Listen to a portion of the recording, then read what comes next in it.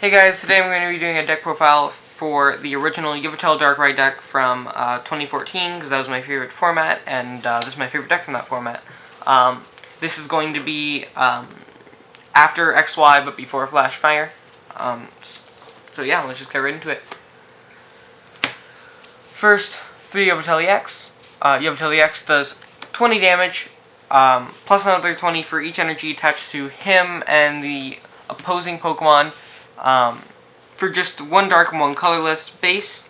It also has Y Cyclone for one darkness and two colorless. It does 90 damage, remove an energy from this Pokemon to one of your bench Pokemon, which at the time this card came out was never used. Like in the format this deck was made for, no one ever used it. It wasn't really discovered to be decent until like a year later. Now we know it's not 2-atom attack. Obviously, Yveltal, even to this day, is still the main attack because it's a lot more powerful. But now we know Y Cyclone is actually not a bad attack either. So if you play this deck, remember Y Cyclone is also an option. Okay, then next is 2 Darkrai EX. I know people who prefer to play 3, but I think that at this point it's fair to establish that Yveltal EX is the better attacker. Back then, people had been playing Darkrai for so long that they weren't sure. But Yveltal definitely is the better attacker. But and then there were people who were the complete opposite, and there were people who wanted to play only one Darkrai, just to use the ability, and that's all. But so it has the ability. Each of your Pokemon that has any dark energy attached to it has no retreat cost. This is incredible, like, just wow. The reason I'm choosing to play 2, even though I just said that I prefer to attack with Yveltal. Night Spear is still a phenomenal attack, and I use it even expanded now, currently. Does 90 to the active and 30 to one bench Pokemon for 2 dark and 1 colorless. So I'm playing 2 so that way I have one on the bench that's safe and one that I can attack with. Plus, if I'm attacking with one, the guy's not. Or if one gets knocked out, then I have a backup. Or if one is prized, I'm not just completely crippled. I still have a second one in the deck. Next, to Sableye. This is used now as well, but on Darkrai it's used as its own deck. But before it had its own Sableye Garbiter, it was used in Yveltal Darkrai. It obviously has Confuse Ray, but I'm not going to talk about that because we would never use it, especially in that format. Junk Hunt, for 1 darkness, put 2 item cards from your discard pile into your hand. This is broken because we have 4 Dark Patch and Hypnotic Lasers. So we use Junk Hunt to get those back.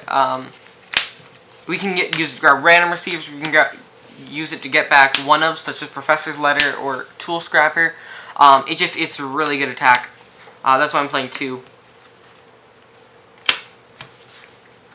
1 Absol. Everyone played. Well, most people played at least 1 Absol back then. We don't really use it much anymore. It's kind of like it kind of takes up, does for us what Zoroark does in the current format. I mean, if you combo Absol and Keldeo, then it does exactly what Zoroark does for us in the current format.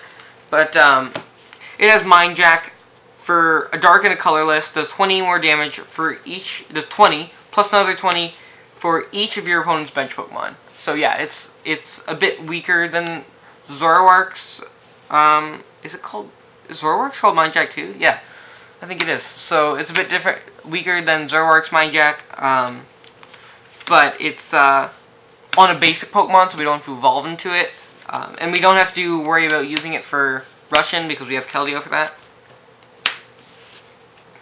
Then we have 1 Yveltal. This wasn't as good back then as it is now, only because we have Dark Patch. We had Dark Patch back then. So we do 30 damage to the active and attach a Dark Energy from our discard pile to one of our benched Pokemon. This is just it's a very good attack. Like I said, it wasn't as good back then as it is now, but it still was a really good. That's why we play it.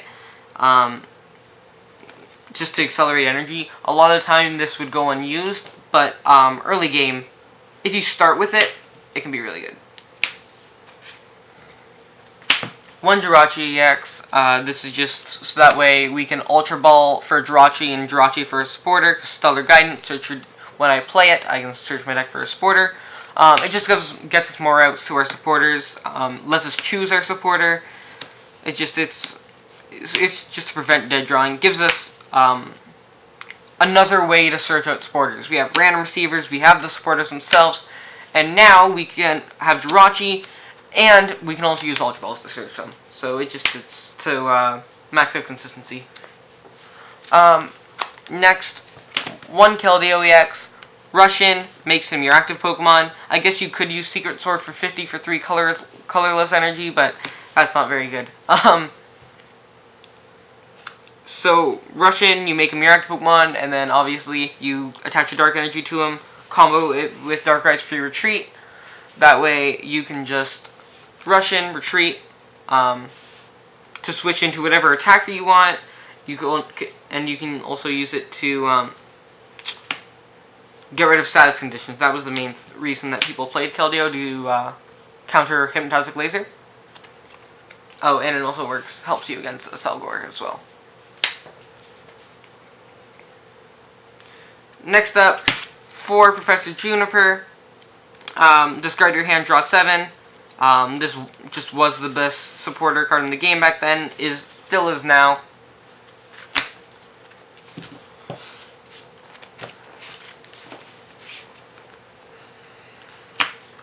Next, we have 4N.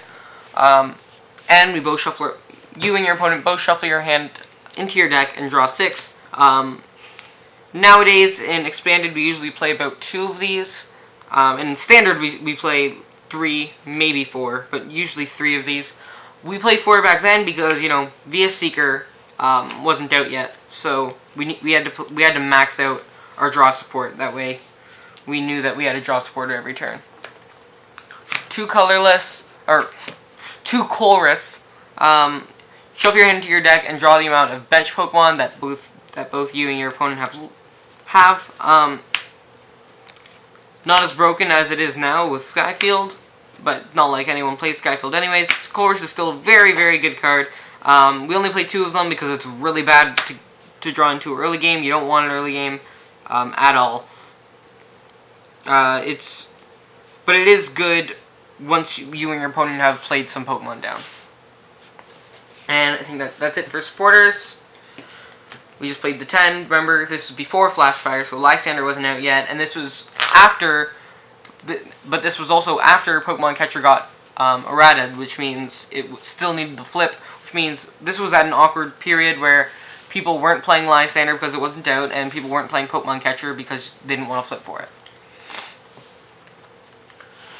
For Ultra Ball, discard 2 cards, search your deck for a Pokemon. The best part about this is the discard 2 cards, in my opinion, because you can discard energy for Dark Patch. It's your only, other than Juniper, it's your only way of discarding Pokemon for Dark Patch, unless you're gonna like retreat, but you have Darkrai, so why would you retreat for energy? Ultra Ball is just really good. Like I said, you can also grab a Jirachi for a supporter. You can't grab Shaman anymore, so you lose that. But you can grab anything else you need, anything you need.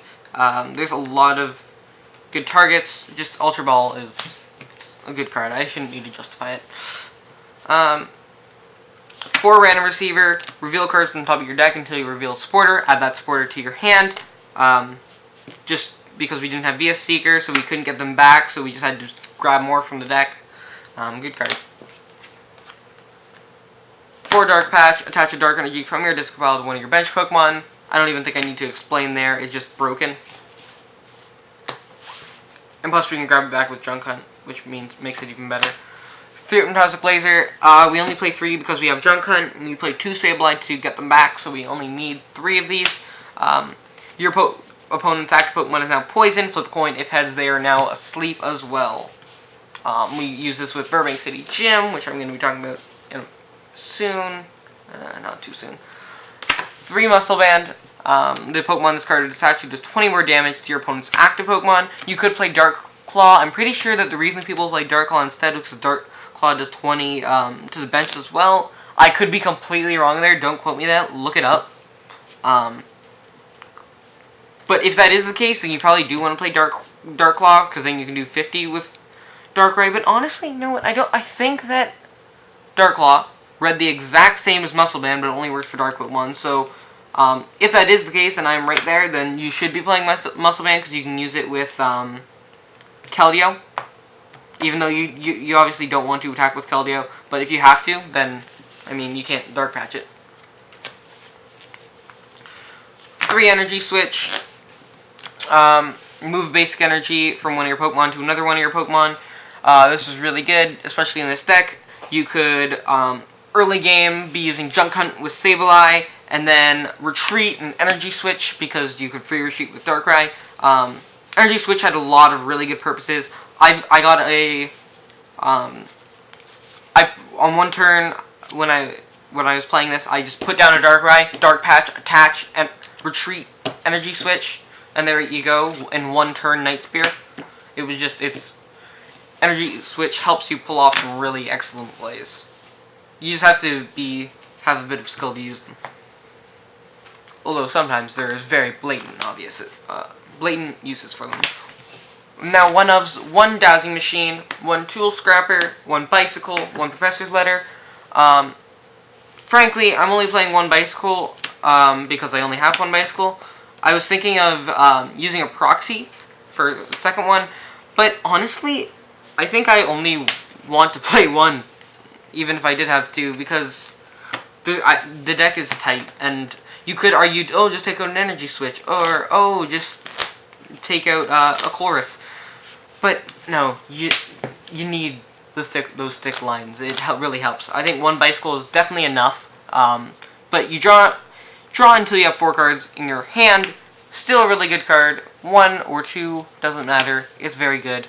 So yeah. 1 Professor's Letter.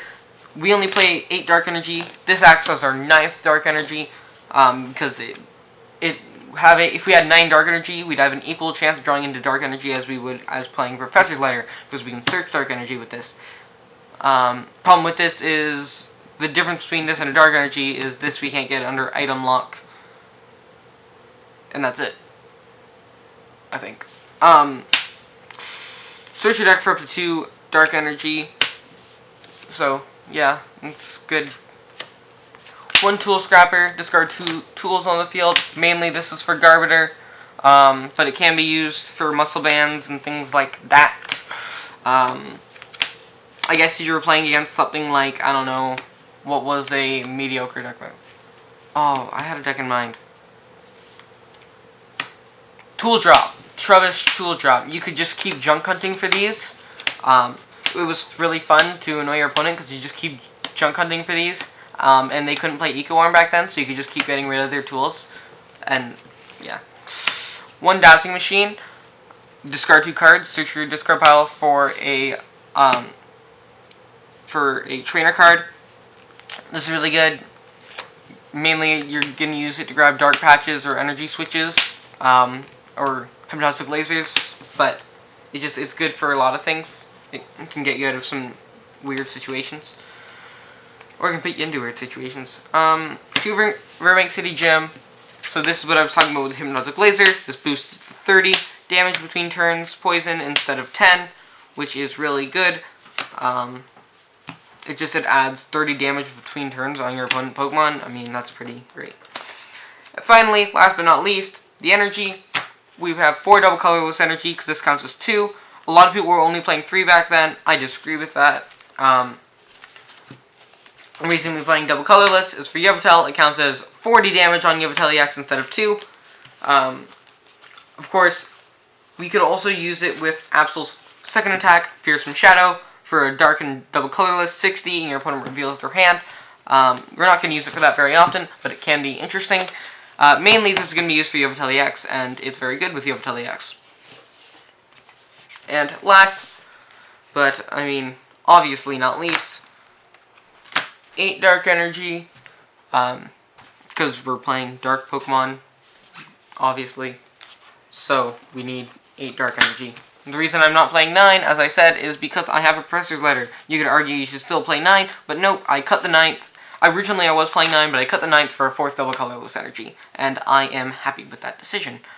You can change it back if you want, if you think you should be playing 9 Dark Energy in this format, to instead, and you want to play 3 double colorless and 9 Dark Energy, go for it.